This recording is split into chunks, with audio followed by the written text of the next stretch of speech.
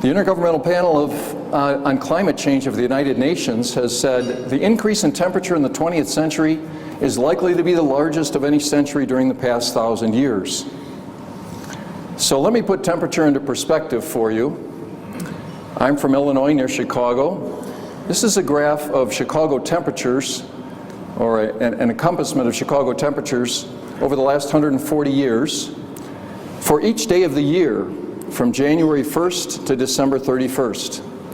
The bottom curve shows our record cold temperature for each day of the year.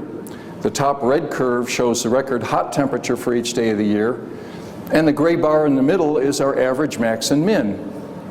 And our temperatures in Chicago go from about -5 for the coldest day in the winter, up to about 95 Fahrenheit for the hottest in the summer, but swing of about 100 degrees Fahrenheit every year. So I'm going to superimpose on this the amount that global temperatures have risen in the last 130 years. There it is. It's captured within the thickness of that black line. Folks, that's what climate scientists tell us is a catastrophe in the making. Yet we have this climate mania. These headlines are all from a single day last year.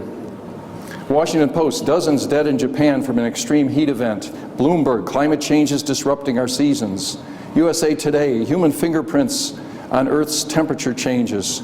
CNN, evacuations ordered in Sweden from forest fires. The New York Times, beauty and bleakness, efforts to conserve coral reefs. Vietnam warns of floods, tropical storm hits.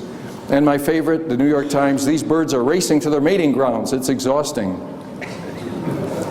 So let me get this straight. We're supposed to believe that the floods, the dying polar bears, the rising oceans, the forest fires, the storms are all caused by 1 degree of temperature rise in 130 years? Because that's what all the major temperature metrics from NASA, NOAA, and the Climate Research Unit in England tell us.